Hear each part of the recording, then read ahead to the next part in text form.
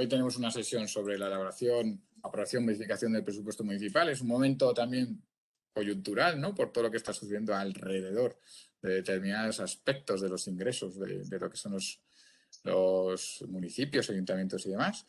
Y bueno, pues sin más, os presento a Adolfo Dodero Jordán. Adolfo es licenciado en Ciencias Políticas y Económicas y Comerciales, es doctor en Ciencias Económicas y Empresariales, es colaborador de Lefebvre, si no me equivoco, en el Pluto de Derecho Local, profesor de las facultades, bueno, desde Madrid, de muchas de ellas, de la UAM, de la UCN, de la Complutense, de la Autónoma y de San Pablo CEU, pero también de Zaragoza, ¿verdad?, de la Universidad de Zaragoza. Es representante de la Federación Española de Municipios y Provincias, en la Comisión de Desarrollo de la Estructura de Presupuestos de Entidades Locales. Y yo creo que sin más, Adolfo, como vamos un poco justos de tiempo, te vamos a ceder el rol de presentador, ¿vale? Para que puedas mover directamente las diapositivas, ¿vale? Vale, perfecto. Bueno, pues me toca empezar. Una pequeña aclaración. No soy profesor de todas esas facultades. He sido profesor, pero claro, yo no puedo ser al mismo tiempo profesor de 5 o 6 universidades, ¿eh? He sido profesor de esas universidades, pero en fin, es un pequeño detalle, ¿no? Lo que sí es cierto es que llevo media vida pues dedicado a los presupuestos de las entidades locales, ¿eh? Y por tanto pues he participado con la Federación de Municipios en la última estructura en vigor de los presupuestos y por tanto creo que entiendo del tema, ¿no? Así que sin más pues vamos a seguir viendo la presentación, ¿eh? He hecho pues 4 opciones, ¿no? Una sería elaboración de los presupuestos, o sea, cuál es la normativa para que las entidades locales elaboren sus presupuestos. La otra, aprobación de los presupuestos, pues lo mismo, cuál es la normativa que hay que seguir para aprobar los presupuestos. La modificación de los presupuestos últimamente está siendo quizá la más importante porque como la economía va un poco rara, pues muchas veces pues las entidades locales tienen que cambiar sus opciones iniciales y por tanto pues ir modificando, ¿no? Y por último, los estados de liquidación de los presupuestos, que son los que nos definen un poco cuál es la situación de la entidad local, ¿eh? Así que, si os parece, pues vamos a empezar por la primera opción, elaboración de los presupuestos. Vamos a ver si me comunica. Recuerda que, perdón, Adolfo, esto al ser una presentación que está en el fondo no te va a dejar enlazar con los plays. Entonces tienes que Ya. Vale. Pues doy a la siguiente. Bien. Vale. Elaboración de los presupuestos. Aquí os cito pues la normativa, ¿no? El Real Decreto Legislativo 2/2004, que fue modificado posteriormente, y se dedica a las entidades locales. Características de la normativa presupuestaria de ese decreto. Digo que siguen en vigor en la actualidad porque muchas cosas han ido cambiando, ¿eh? Entonces, la primera característica, que el presupuesto está integrado por la entidad local, por sus organismos autónomos y los estados de previsión de las sociedades mercantiles. Claro, una cosa es el presupuesto de la entidad local y de sus organismos autónomos, que no sean sociedades mercantiles, que sí, que tienen que aplicar la estructura presupuestaria en vigor, y en cambio los estados de previsión de las sociedades mercantiles, como las sociedades mercantiles, pues una sociedad anónima donde el capital público de la entidad local sea mayoritario, más del 50%, pues tienen que hacer sus estados de previsión, pero en base a la contabilidad de las empresas. Es decir, tienen que prever cuál va a ser la cuenta de pérdidas y ganancias a final de ejercicio y cuál va a ser el balance a final de ejercicio, se os añade también que en el caso que existan organismos dependientes, también hay que elaborar un estado de consolidación con todos los organismos dependientes, y por tanto, pues pero en fin, eso no procede en este curso porque sería materia para un curso único de muchas horas, ¿no? Bueno, página siguiente. Efectivamente, se ha agilizado el mecanismo de las transferencias de crédito, que es una de las modalidades de modificación del presupuesto, que antes era bastante complicado y ahora pues se ha hecho bastante más sencillo, ¿no? Y luego las 4 fases típicas de la ejecución del presupuesto. El sistema ADOP, autorización del gasto, disposición del gasto, obligación reconocida y orden de pago. El sistema ADOP, ¿no? Y luego se le encomienda al Ministerio de Hacienda pues posibles futuras modificaciones de los presupuestos de las entidades locales. Y por último, que esto también es importante, se establece la configuración de la cuenta general, porque la cuenta general incluye la parte presupuestaria, los estados de liquidación del presupuesto, pero incluye muchísimos más documentos que serían los documentos de contabilidad. Es decir, una entidad local también tiene que elaborar un balance, una cuenta de pérdidas y ganancias, etcétera, etcétera, ¿no? Pero, en fin, como eso no se refiere a los presupuestos, pues eso sería materia de otro curso, ¿no? Criterios para clasificar los presupuestos. Bueno, pues los típicos 2 criterios, clasificación por programas de gasto y la clasificación económica. La clasificación por programas de gastos es lo que antes se llamaba clasificación funcional, que realmente lo deja más claro, ¿eh? Es decir, se clasifica el presupuesto por las funciones a que se dedica el presupuesto. Pero, en fin, ahora se llama clasificación por programas, pero sigue siendo prácticamente la misma clasificación, ¿eh? Y esa clasificación pues incluye 4 niveles. Área de gasto, que sería el nivel 1, política de gasto, es decir, cada área de gasto tiene varias políticas de gasto.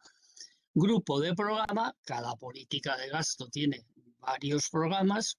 Y por último, programa, que cada grupo de programa tiene varios programas también, ¿no?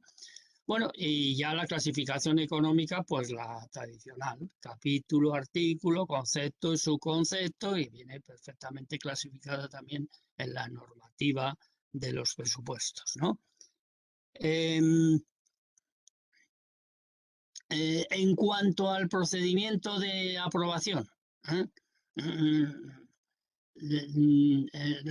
como se os indica en la presentación, en el capítulo primero, el texto refundido de la ley reguladora de haciendas locales, se dice cuál debe ser el contenido que deben tener los presupuestos.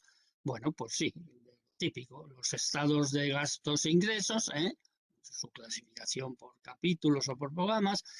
Las bases de ejecución cada vez son más importantes. Es un documento que debe acompañar donde se explica con detalle qué bases se van a seguir para ejecutar el presupuesto a lo largo del ejercicio. Y luego, como anexos, pues planes y programas de inversión en un plazo de 4 años, si es que los hubiera, es decir, inversiones a más de un año, ¿no? Muchas de ellas no hay más que ver, pues hoy en día todas las obras que se están haciendo en muchísimos municipios que duran más de un año, ¿no? Los estados de consolidación, ya lo he dicho antes, con organismos autónomos, sociedades mercantiles.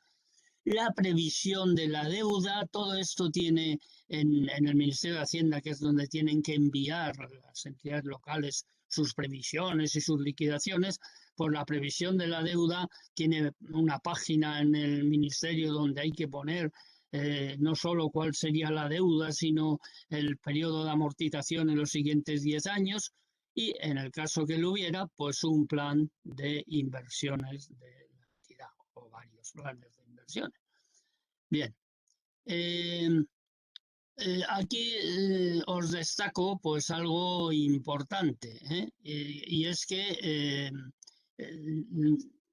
está muy claro que el concepto de gastos-ingresos de los presupuestos no tiene nada que ver con el concepto de gastos-ingresos de la contabilidad por partida doble. Es decir, en la contabilidad por partida doble, ¿qué supone el gasto? Sobre todo, pues el gasto supone una pérdida de valor de los activos. Y el activo puede sufrir pérdida de valor por cualquier gasto, claro, por ejemplo, pues el gasto de personal, pues que hace que disminuye el activo, es cuando se paga la nómina, ¿no?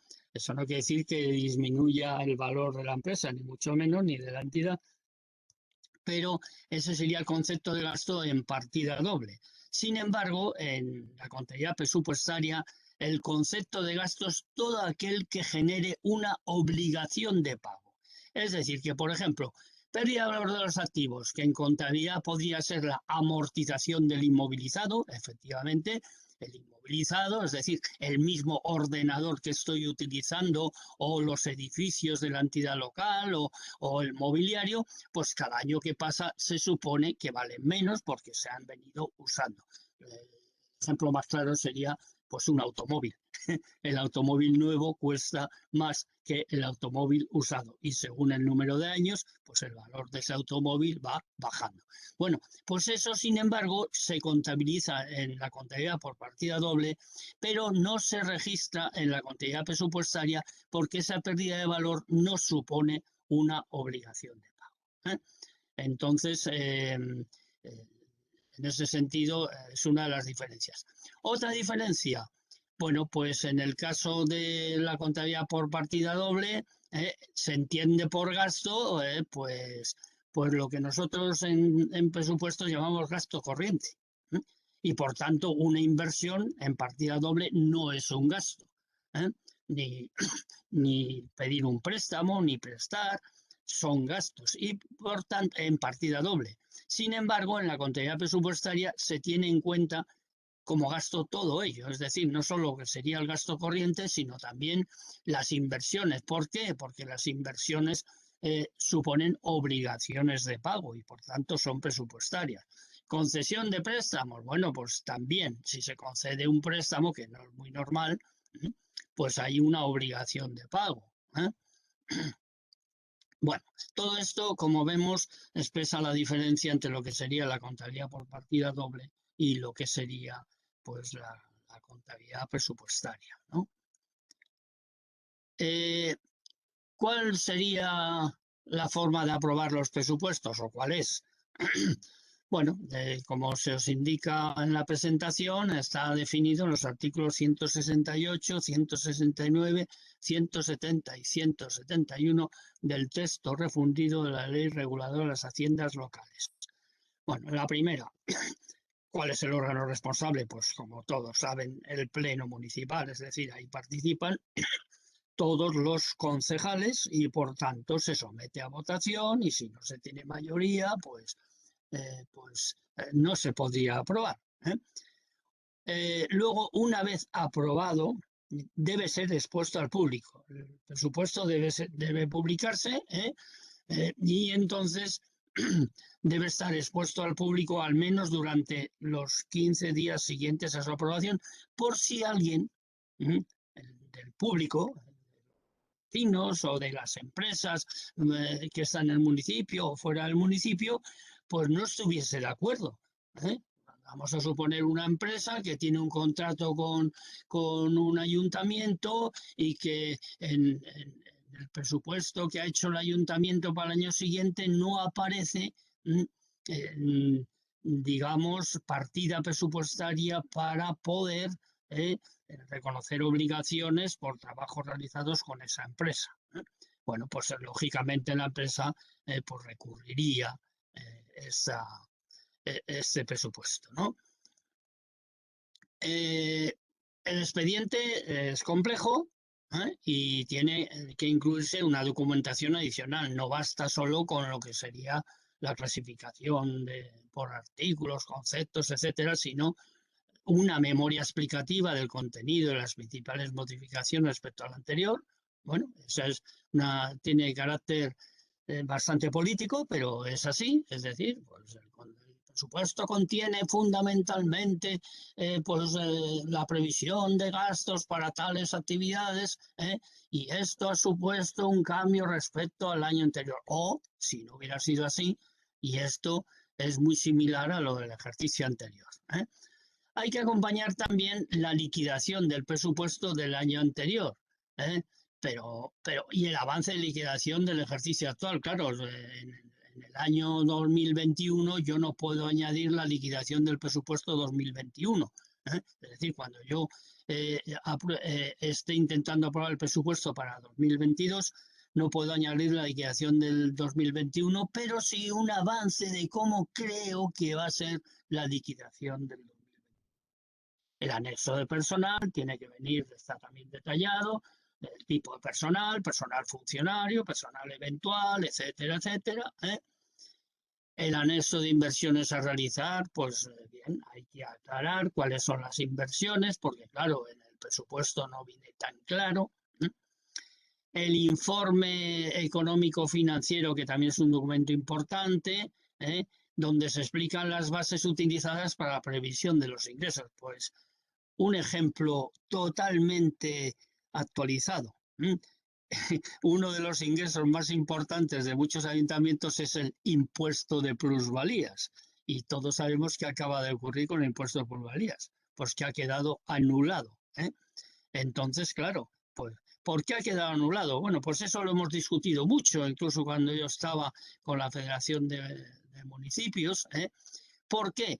Pues yo creo que en el fondo tiene razón, porque eso yo ya lo he explicado muchas veces. ¿Cuál es la base que se toma para calcular la plusvalía según estaba previsto en la legislación que ahora ya ha quedado derogada? Bueno, pues se tomaba como previsión el valor catastral. Y claro, ha habido miles de recursos porque resulta que es que pues una persona que ha vendido un terreno por precio inferior a lo que le costó, un terreno o un edificio, por ejemplo, pues resulta que si el valor catastral es superior al que tenía el edificio cuando lo adquirió, pues resulta que entonces ha tenido plusvalía y ha tenido que pagar el impuesto de plusvalía. No tiene ningún sentido y por eso ha quedado anulado el impuesto de plusvalías. Esperemos que en el futuro se vuelva a regular el impuesto de plusvalías, pero que se tome como referencia no el valor catastral, sino el valor real, y por ejemplo aportando pues una escritura notarial donde quede claro cuál fue el precio inicial y cuál ha sido el precio de venta. Lo mismo en cuanto a las bases utilizadas para la previsión de las operaciones de crédito, que se ha utilizado para prever qué préstamos voy a pedir. Y luego, pues algo evidente, justificar que con la previsión de ingresos se podrán tener los gastos. Hombre, en principio el presupuesto tiene que estar equilibrado. No se podía aprobar un presupuesto donde los gastos superan a los ingresos. Sí se podía aprobar un presupuesto con superávit, es decir, los ingresos superan a los gastos. Vamos, lo habitual y lo normal es que equivalgan los ingresos previstos a los gastos previstos, ¿no? Hay que añadir, en su caso, los presupuestos de cada uno de los organismos autónomos, si es que los tuviera el ayuntamiento. Ellos se lo habrán tenido que remitir a la Concejalía de Hacienda del ayuntamiento para que la Concejalía los añada en la documentación del presupuesto. Y luego, en el caso de las sociedades mercantiles, como decíamos antes, como no tienen contabilidad presupuestaria, bueno, pues tienen que hacer una previsión de lo que en el fondo sería la cuenta de pérdidas y ganancias y el balance. Pero no en materia de forma presupuestaria, sino de acuerdo con la instrucción de contabilidad o con el plan de contabilidad de las empresas. Bueno, ya nos meteríamos en el apartado 3, que sería la modificación de los presupuestos. Y entonces aquí sí que pues la normativa en vigor viene en el texto refundido, la Ley Regulada de Haciendas Locales, lógicamente, y luego que todavía está en vigor el Real Decreto 500 total de 1990, es decir, ya han pasado 31 años, ¿no? Pero este decreto fue elaborado, yo conozco a algunas personas que participaron en él por auténticos expertos, muchos de ellos eran interventores entidades locales y, por tanto, con gente muy preparada en materia de las entidades locales y, por tanto, pues ellos hicieron propuestas que se recogieron en el artículo 34 de este Real Decreto 500, donde ya se especifica las distintas posibilidades perdón, de modificación de créditos. Créditos extraordinarios, suplementos de crédito, bueno, ampliaciones de crédito, transferencias de crédito, generación de créditos por ingresos. Bueno, a ver si termino de toser. Incorporación de remanentes de crédito y, por último, si lo hubiera, bajas por anulación. Analizamos cada uno de esos temas. Bueno, ¿qué es un crédito extraordinario? Bueno, pues un gasto que surge, un gasto que no puedes aplazar, necesario, y no tienes partida presupuestaria para ello, y por tanto, pues hay que modificar el presupuesto para generar una partida presupuestaria que permita asumir ese gasto. Pues qué sé yo, pues últimamente, en fin, poner como ejemplo la isla de La Palma en Gran Canaria me parece un poco no muy adecuado. Pero en fin, pueden ocurrir pues varios eventos que creen pues que se destruya, que se estropee una calle, cualquier cosa, y como no estaba previsto en los presupuestos, pues entonces hay que crear un crédito extraordinario. ¿Cómo se puede financiar este crédito extraordinario? Porque claro, si vamos a poner más gasto en el presupuesto, habrá que ver con qué ingresos se financia. Lo habitual es lo que os ponemos aquí, remanente líquido de tesorería. Para eso, evidentemente, tiene que ocurrir que el remanente de tesorería, luego lo veremos al final de esta ponencia, que el remanente líquido de tesorería, es decir, el que proviene de la última liquidación del presupuesto, hubiera salido positivo, porque si no hubiera salido positivo no hay remanente y, por tanto, ese remanente no puede financiar el nuevo gasto. Bueno, otras opciones, si no podemos usar el remanente, hombre, vamos a suponer, es que ha habido nuevos o mayores ingresos, es decir, los ingresos que habíamos previsto por el impuesto de no sé qué o por resulta que es que han sido mayores de los que estaban previstos en el presupuesto. Bueno, vale, pues en ese caso ese excedente se podía utilizar. Bajas de otros créditos, bueno, claro. Bueno, pues mire usted, doy de baja lo que tenía previsto para determinado gasto y doy de alta este nuevo gasto, ¿no?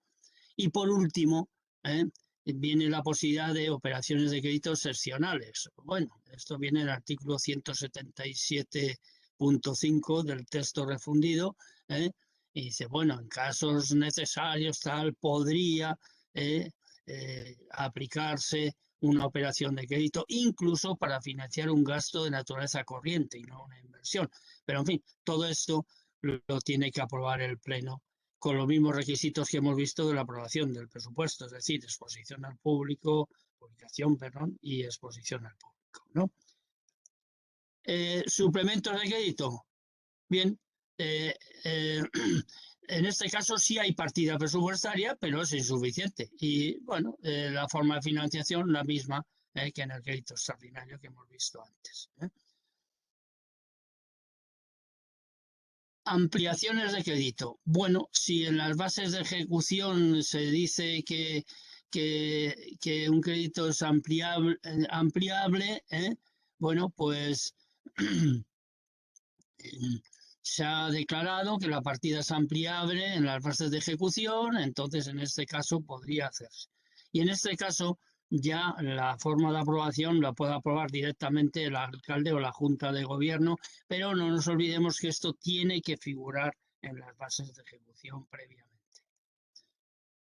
Transferencias de crédito, pues esto es lo más típico, ¿qué hago? Pues como necesito financiar este gasto, pues voy a ver cómo va la ejecución del presupuesto y voy a ver si en otras partidas me sobraría previsión de gasto. Y en ese caso lo que hago es quitar parte del presupuesto de esa otra partida presupuestaria y transferirlo a la partida donde no tengo crédito suficiente. Esto es normalmente el procedimiento más rápido y, como se os indica aquí, si en las bases de ejecución se dice, que siempre se suele decir, pues lo aprueba el alcalde o la Junta de Gobierno directamente. Si no se dice así, pues tiene que ser el Pleno como si estuviera aprobando el presupuesto, pero normalmente siempre se indica en las bases de ejecución que lo podría aprobar el alcalde o la Junta de Gobierno. Generación de créditos. Bueno, pues es que resulta que de repente pues la comunidad autónoma ha hecho un nuevo plan en el cual nos ha incluido como ayuntamiento para realizar determinadas inversiones y nos va a dar una subvención para que podamos financiar estos gastos. Bueno, pues vale, si nos va a dar la subvención, tendremos que incluir en el presupuesto el gasto al que se refiere la subvención finalista. También en un concepto importante en partida doble, pero en presupuestos también se distingue, pero en fin, no tanto, sería la diferencia entre subvención y transferencia. La transferencia es cuando se nos da un importe para que lo dediquemos a lo que queramos, y la subvención es cuando se nos da un importe para una finalidad concreta. Y entonces, en este caso, pues tiene sentido que, digamos, controlemos después qué parte se ha dedicado a esa finalidad, que ya veremos que eso sale en los estados de liquidación, que hay que hacer determinados ajustes. Incorporación de remanentes. Hombre, si tenemos en el ejercicio anterior remanentes de gasto y que hay que seguir con ellos, pues lógicamente pues habrá que incorporarlos en el presupuesto actual y volvemos a lo mismo. Pues ¿cómo? Con remanente, líquido, tesorería es lo típico, o si hubiera nuevos o mayores ingresos, y la aprobación, lo mismo el alcalde o la Junta de Gobierno, y lo mismo que antes si así figurase en las bases de ejecución. Aquí nos dicen que en el artículo 182 nos dice que no obstante lo dispuesto en el 175 se podrán incorporar remanentes de crédito siempre que exista para ello los suficientes recursos financieros, y aquí se os especifica en la presentación cuáles serían esos recursos financieros, ¿no? Baja por anulación. Bueno, pues vale, pues mire usted, es que he decidido que no voy a hacer este gasto o que voy a hacer una parte menor. Esto muchas veces hay que hacerlo casi por obligación cuando la entidad local pues se encuentra en una situación de difícil mantenimiento. Esperemos que no lo hagan muchos, precisamente que tengan que anular determinados gastos porque ya no van a poder cobrar el impuesto de plusvalías al que me refería anteriormente. Bueno, y ya pasamos a la última parte de la presentación, que sería los estados de liquidación del presupuesto. Bueno, esto viene definido en el artículo 191 del texto refundido de la ley reguladora de haciendas locales, y dice, pues, que habrá que liquidar cada año, es decir, a ver qué ha pasado con los gastos y los ingresos del año. Lógicamente, para ello, pues hay que esperar a que termine el año, porque si no, a ver qué hacemos, ¿no? Y entonces, bueno, al año siguiente, pues habrá que liquidarlo, y la fecha de referencia sería el estado de ingresos y gastos a 31 de diciembre del año anterior. Lógicamente, por los presupuestos, la liquidación de los presupuestos del 2021 habrá que aprobarla en el 2022, lógicamente. Bueno, aquí viene toda la normativa del artículo 191, las obligaciones reconocidas y liquidadas no satisfechas del último día de ejercicio, los derechos pendientes de cobro, es decir, toda la información que hay que incluir, pero bueno, eso veremos a continuación la principal información. Dice, la cuantificación del remanente de tesorería deberá realizarse teniendo en cuenta posibles ingresos afectados. Bueno, es precisamente lo que hablábamos antes de cuando tenemos recursos afectados, bueno, pues entonces a lo mejor pues hay que tener en cuenta esto. Mire usted que he recibido una subvención para financiar tal importe y bueno, y resulta que he financiado una parte inferior a la que tendría que haber hecho. Bueno, todo esto es lo que llamamos desviaciones de financiación, que para ello hay fórmulas para su cálculo y que tienen un efecto curioso, como veremos ahora en el resultado presupuestario, y es que las desviaciones negativas me mejoran el resultado presupuestario y las positivas me lo empeoran. Bien, la fecha concreta, como veis, es antes del día 1 de marzo del ejercicio siguiente. ¿Qué ocurre? Pues que muchas entidades locales no son capaces de hacerlo en esta fecha, y entonces lo van retrasando, y hay incluso posibilidad de sanción por el Ministerio de Hacienda por haberse retrasado. Bien. Aquí se dice que corresponde al presidente de la entidad local, previo informe de la intervención. Lógicamente el interventor debe informar, porque es normalmente quien además se lo remite al alcalde, y bueno, pues se aprueba la liquidación y se da cuenta al pleno de la entidad local.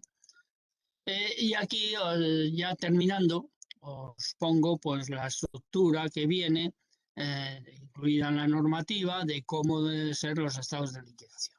Bueno, liquidación del presupuesto de gastos, pues entonces en la primera columna, ¿cuál es la partida presupuestaria? Bueno, pues a nivel de capítulo, artículo, concepto, subconcepto.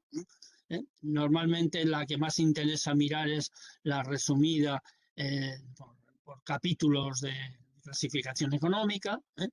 Entonces, 1, gastos de personal; 2, compras corrientes de bienes y servicios; 3, gastos financieros, etcétera, etcétera.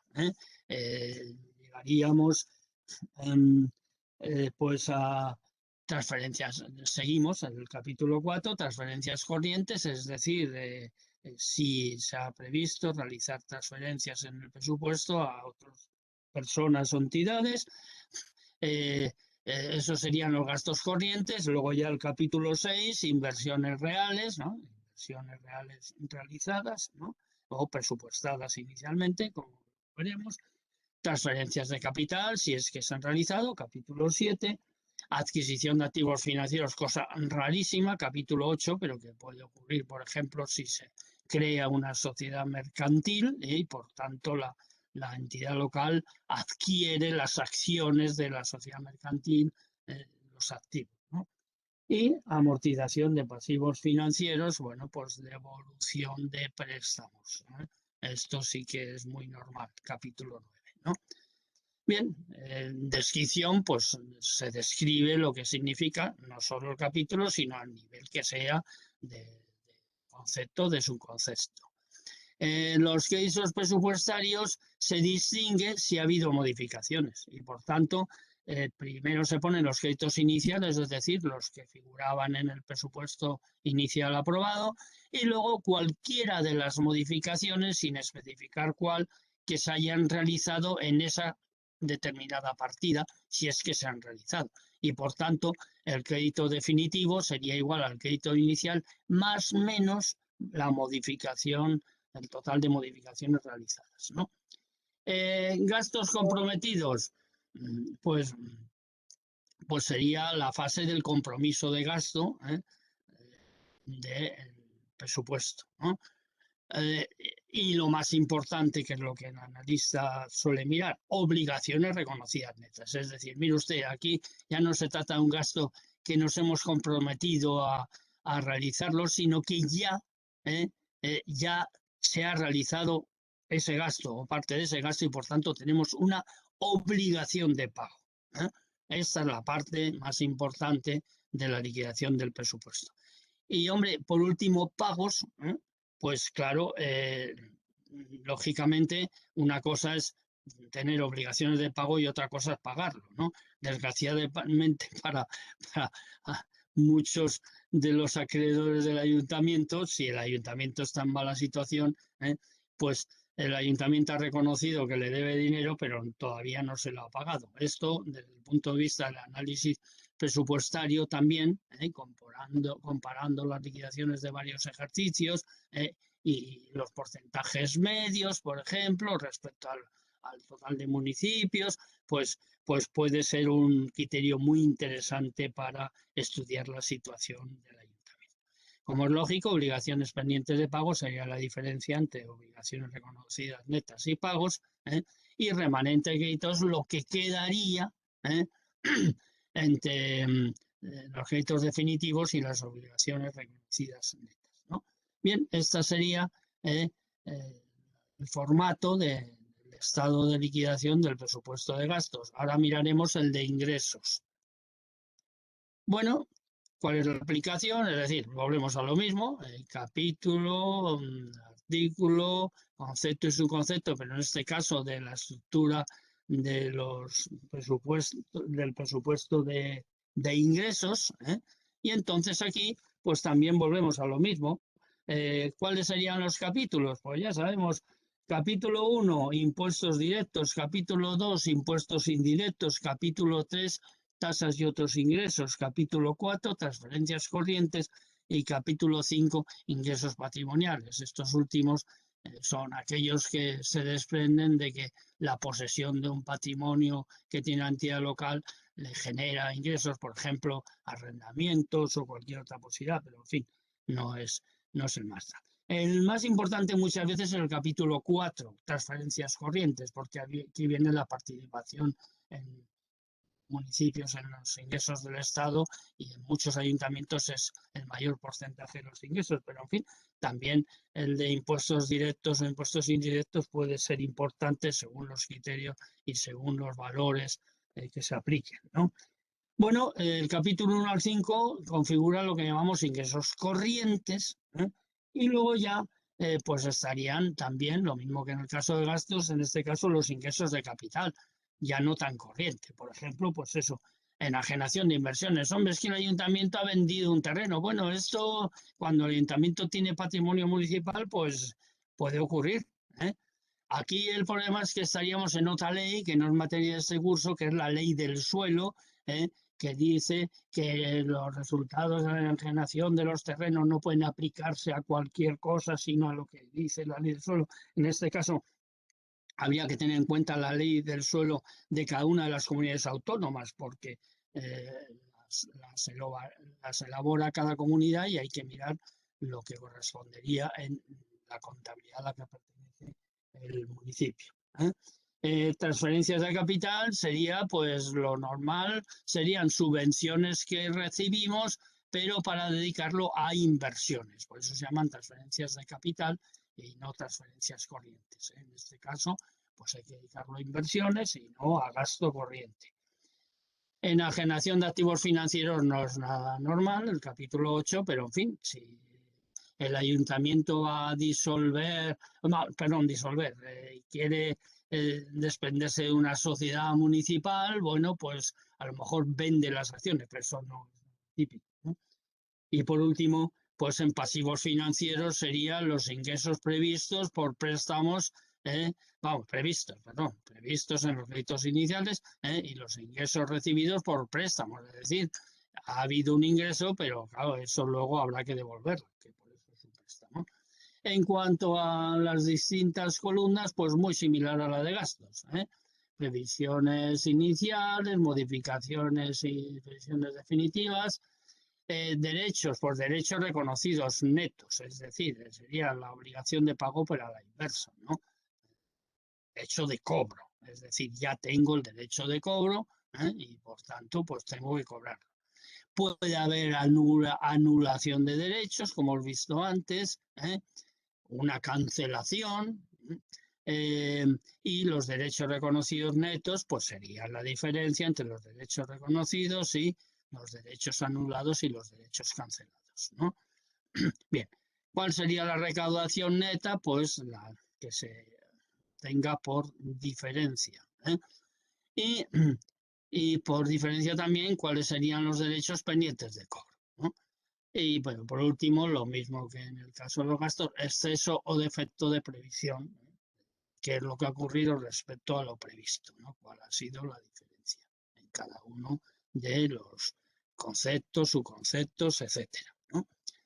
Bien, y vamos ya por último a dos estados, en resumen, que sacan información en muchos casos de estos dos que hemos visto, ¿eh? El resultado presupuestario. Bueno, en el resultado presupuestario se hace un resumen, ¿eh?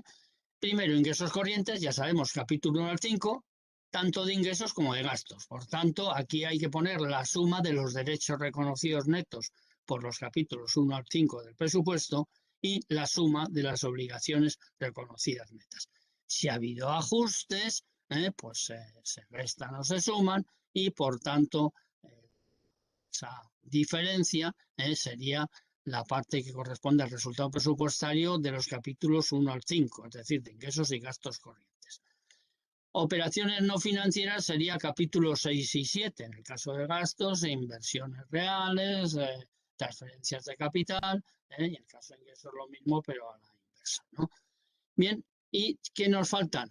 Pues con esto, 1 al 5 más 6 y 7, el total de operaciones no financieras, A más B, es decir, el 1 al 7, resumiendo, pues esto que nos indica, pues una cifra muy importante para otras opciones que también serían materia de otro curso, que son fundamentales con la legislación vigente.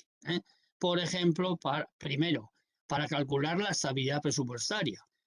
¿Qué es la estabilidad presupuestaria? Pues esto es una obligación ya de la normativa europea, ¿no? Todos los países de Europa están con estas limitaciones. Esto viene en el Sistema Europeo de Cuentas actualmente en vigor, lo que llamamos el SEC, Sistema Europeo de Cuentas 2010, que es el que está en vigor, y resulta que en el Sistema Europeo de Cuentas pues no siempre se utilizan los mismos criterios que la normativa española, italiana, francesa, y por tanto hay que hacer ajustes. Pero en fin, esta es la cifra inicial, capítulo 1 al 7 del presupuesto de ingresos menos capítulo 1 al 7 del presupuesto de gastos, y esto es lo que nos daría en principio la estabilidad presupuestaria, pero que después de hacer los ajustes, pues puede variar mucho. Bien, información adicional ya sería el capítulo 8, la variación que ha habido, la diferencia entre derechos y obligaciones reconocidas por el capítulo 8, el presupuesto de gastos e ingresos, y por el capítulo 9, deuda, digamos, de gastos e ingresos. Y esto es lo que llamamos resultado presupuestario del ejercicio. Pero, en fin, como veis, recoge resumidamente toda la información de la liquidación hasta del capítulo 1 al capítulo 9 de ingresos y gastos.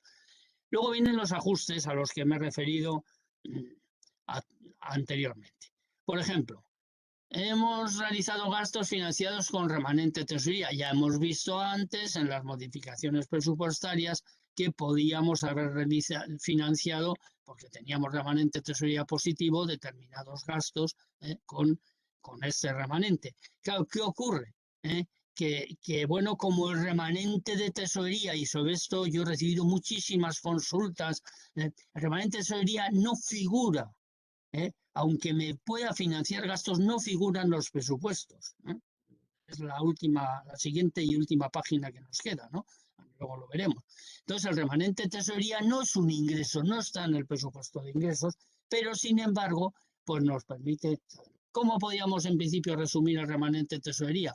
Bueno, pues digamos el ahorro, o sea, para entendernos, lo que tenemos guardado en la caja.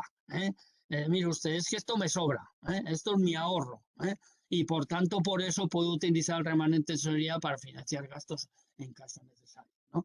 Bueno, ahora lo veremos con más detalle, pero en fin, si estos créditos se han financiado con remanente de tesorería, pues este remanente de tesorería no aparecería aquí en los derechos reconocidos, en ningún caso, porque no es un derecho de cobro el remanente de tesorería. Y por eso hay que hacer el ajuste que corresponda. Y ya los ajustes 6 y 7, también me he referido a ellos, son las desviaciones de financiación. Para eso la normativa viene en una fórmula compleja, pero vamos, la mayoría de las aplicaciones presupuestarias ya lo calculan, todas ellas. Desviaciones de financiación negativas, desviaciones de financiación positivas, como os decía antes, la paradoja, las negativas mejoran, las positivas disminuyen, y esto daría el resultado presupuestario ajustado. Como veis, es una información importante porque nos está diciendo qué ha ocurrido en el ejercicio en forma resumida y nos permite pues analizar indirectamente cuál es la situación de la entidad local. Y ya solo nos quedaría el remanente de tesorería, que aquí lo tenemos, ¿no? Como os decía, equivale más o menos, si es que sale positivo, a el ahorro. ¿Qué incluye el remanente? Perdón. Aquí hay datos que están en los presupuestos y datos que no están. Por ejemplo, por lo primero, fondos líquidos. Entonces, ¿qué son los fondos líquidos? Pues mire usted, en los antiguos ayuntamientos lo que tenían, uno de mis vicios es la historia de los municipios, y entonces yo he analizado pues contabilidad de municipios del año 1400 y pico. Por ejemplo, voy a poner el ejemplo del ayuntamiento, uno de ellos ha sido, que tengo información y que estoy investigando, la Medina de Río Seco, en Valladolid. Y en fin, ahí qué pasa, que se guardaba el dinero en lo que llamamos el arca de las 3 llaves, en un arca que para abrirla hacía falta 3 llaves. Eso luego se convirtió en la firma. Entonces las 3 llaves, el alcalde, el interventor y el tesorero. Cada uno tendría su llave. Hablamos de época antigua. Ahora lo que tienen son firmas. Pero en fin, esos fondos líquidos serían la suma del dinero que hubiera en caja, que como os decía antes, ahora el arca de las 3 llaves tiene muy poquito, y la gran mayoría serían los saldos en las cuentas bancarias, las cuentas corrientes bancarias. Y como veis en el remanente, además, que esto es muy importante, se compara los importes de esta liquidación con los de la liquidación del año anterior, y aquí sí que las diferencias pueden ser muy interesantes para estudiar la situación. Mire ustedes que han bajado muchísimo los fondos líquidos con respecto al del año anterior. Bueno, pero puede haber sido porque hemos hecho gastos más importantes, ya lo sabemos, ¿no? Bien, el apartado 2, derechos pendientes de cobro. Claro, oiga, eso también es un activo. No solo tengo el dinero en caja y en bancos, sino que también tengo pendiente de cobro determinados ingresos que, por tanto, pues acabaré cobrándolos o vaya usted a saber, ¿no? Bien, aquí se distingue del presupuesto corriente del presupuesto cerrado. Desde el punto de vista del análisis presupuestario, esto es también un dato muy importante, porque claro, si un municipio tiene como derechos pendientes de cobro de presupuestos cerrados 1.000 millones y del presupuesto corriente pues 100.000 euros, pues esto puede ser una situación muy delicada, y también su comparación con la del ejercicio anterior. Al decir de operaciones no presupuestarias se refiere a caso raro, pero en fin, a operaciones que no figuran en los presupuestos, ¿no? Y luego, pues también algunas veces ocurre, en muchas liquidaciones lo contamos. Mire usted, cobros realizados pendiente de aplicación definitiva. Algunas veces puede ser error de un banco, que aparece un ingreso y que el tesorero, el interventor, ¿y esto de dónde viene? ¿Y esto, pero de dónde ha salido estos 100.000 euros, no? Puede ser un error bancario, puede ser pues algo que yo no había previsto, o puede ser un error del programa informático, pero lo cierto es que ese cobro se ha realizado, pero que todavía no sabemos de dónde proviene, por eso está pendiente de aplicación definitiva al presupuesto de ingresos. En cuanto a las obligaciones pendientes de pago, pues similar. ¿Cuáles son del presupuesto corriente? ¿Cuáles son del presupuesto cerrado? También aquí pasa lo mismo que en el caso de los ingresos. Oiga, es que tengo unas obligaciones pendientes de pago de presupuestos cerrados de 50 millones de euros, y del presupuesto corriente, no sé, pues de 100.000 euros. Pues mire usted, es que tengo una deuda importantísima con acreedores y por tanto puede ser importante la mala situación. Lo mismo que en el caso anterior, de operaciones no presupuestarias, si lo hubiera. Y aunque esto es más difícil que en el caso de los cobros, pero también pagos realizados pendientes de aplicación definitiva. Oiga, es que hemos realizado un pago y no sabemos por qué lo hemos pagado ni a quién lo hemos pagado. Anda, que ya es difícil, pero pudiera ocurrir. Bueno, todo esto, fondos líquidos más derechos pendientes de cobro con sus ajustes y menos obligaciones pendientes de pago, significarían lo que es el remanente de tesorería total. Bueno, que sale positivo, quiere decir que los fondos líquidos más los derechos pendientes de cobro superan a las obligaciones pendientes de pago. Bueno, pues mire usted qué bien, estoy en una buena situación, podríamos decir. También comparamos el año actual con el año anterior. Ahora bien, ¿qué puede ocurrir? Oiga, sí, claro, pero tengo muchos millones de derechos pendientes de cobro, pero es que resulta que lo más importante proviene de una empresa que ha quebrado y por tanto no lo voy a poder cobrar. Bueno, pues todo eso habrá que tenerlo en cuenta y habrá que deducir, de los derechos pendientes, la suma de los derechos pendientes de cobro, que sí, que son derechos pendientes de cobro, pero que es dudoso que pueda cobrar. Para esto existe también en la normativa criterios de valoración, porcentajes, de acuerdo con la antigüedad del derecho. Cuanto más antiguo, más difícil y por tanto se deduce un mayor porcentaje, pero lo que está claro es que del remanente tesorería debería deducir lo que usted es de dudoso cobro y por tanto ya veremos, ¿no? Exceso de financiación afectada, pues sería también, digamos, la suma de las desviaciones de financiación que hemos visto que aparecían en el resultado presupuestario. Y entonces ya por último, ¿cuál sería el reglamento de tesorería disponible para gastos generales? Es decir, el que podré utilizar para financiar nuevos gastos, para, para gastos extraordinarios, etcétera.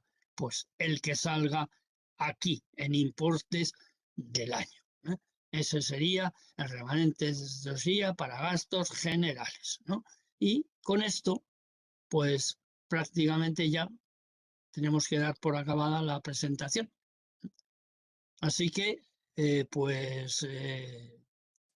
esto indica que... Vamos, si te parece, Adolfo, con esta Sí. última parte. Vamos, si te parece, a la parte de las preguntas, ¿vale? Al bloque de preguntas y te las voy a ir lanzando. Y si no te importa, como estamos ya prácticamente fuera casi de hora, las contestas sintéticamente, si es posible, ¿vale? Vale, vale. Pues nos dice, primera pregunta, ¿por qué no se registran en los presupuestos determinados gastos, como por ejemplo la amortización del inmovilizado, el deterioro del valor de terrenos, la provisión de insolvencias, etcétera? Bueno, pues efectivamente lo he comentado, creo, antes, ¿no? No se registran porque en el presupuesto solo se incluyen las obligaciones pendientes de pago, y estos gastos son gastos de la contabilidad por partida doble. Me he referido antes eso, la amortización del inmovilizado. Mire usted, es que la furgoneta municipal cada año vale menos porque es más antigua. Bueno, eso va en la partida doble, pero eso no va en los presupuestos y por eso no se registran. ¿Por qué? Pues sencillamente, lo que he dicho antes, porque no supone una obligación de pago. Perdón que tengo aquí en el ordenador un problema. Bien, ¿más preguntas? Vamos a por la segunda. En gastos tenemos claro que hablamos de aplicación presupuestaria. En ingresos, ¿es correcto partida presupuestaria? Y dice, o también aplicación presupuestaria. Bueno, las áreas... a ver, no, pero hazme otra vez la pregunta, que es que no te he entendido bien, ¿no? ¿Cuál era? A Perdona, ver, un momentito. se refería a las áreas de gasto, ¿no? Es que Sí, estaba... sí, que justo me acaba de entrar una llamada. Sí, dice, en gastos tenemos claro que hablamos de aplicación presupuestaria. Y dicen, ingresos es correcto partida presupuestaria, es decir, habla de la partida presupuestaria para ingresos. O también aplicación presupuestaria, es decir, habla que si hay partida o aplicación en Bueno, ingresos. no, bueno, vamos a ver. Aquí lo que ocurre es que en el caso de los gastos, como sabemos, hay una clasificación eh, eh, diferente, porque además de la económica viene la clasificación por programas y en ingresos es la económica, ¿no? Y entonces esa es la, la principal diferencia, ¿no? Entonces, ¿qué es la partida presupuestaria? Pues en el caso de los gastos hay que, digamos, la partida sería el conjunto de la clasificación económica más la clasificación por programas, ¿eh? La aplicación presupuestaria pues sería la económica, ni más ni menos. Esa sería la diferencia. Muy bien, vamos con la tercera. Nos preguntan, ¿cuáles son las áreas de gasto de la clasificación por programas? Bueno, pues claro, como os decía antes, viene la normativa. Os he comentado la presentación, pues la clasificación por capítulos. Bueno, pues en la clasificación por programas, en vez de los nombres de los capítulos, uno, dos, etcétera, pues aquí serían las siguientes áreas de gasto que aparecen en la normativa. La primera, servicios públicos básicos, es decir, la clasificación estamos viendo a qué voy a dedicar esos gastos, cosa que no me dice la clasificación económica.